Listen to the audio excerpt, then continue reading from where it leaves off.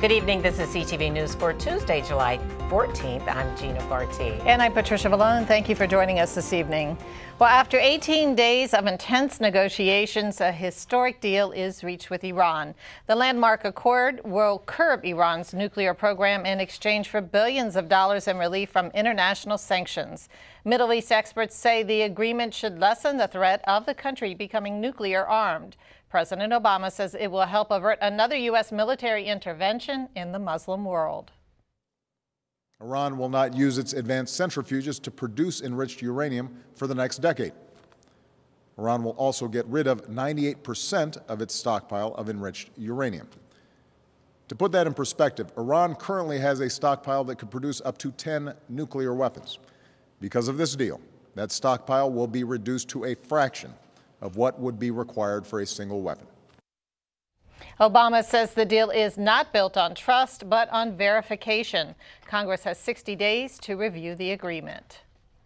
Well, for those of you who ride metro trains, listen up. Imagine a system with fewer trains that are more crowded. Well, WMATA is proposing just that on most of its lines. A metro spokesperson briefed the Prince George's County Council on the plan, which still needs the okay of the WMATA board before it leaves the station. Reliability of the service that we provide to our customers in terms of what they experience every day.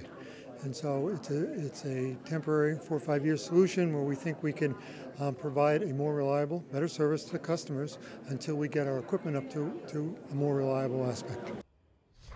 WMATA was taken to task by several council members who say the plan would disproportionately impact Prince George's County. This would affect ridership on the green line and elimination of service on the yellow line. In some cases, this proposal calls for possibly doubling that wait time in order to improve reliability of the train. However, it would increase that time for our citizens here in the county. The Metro Board still has to vote on whether to present the plan to the public or to shelf it.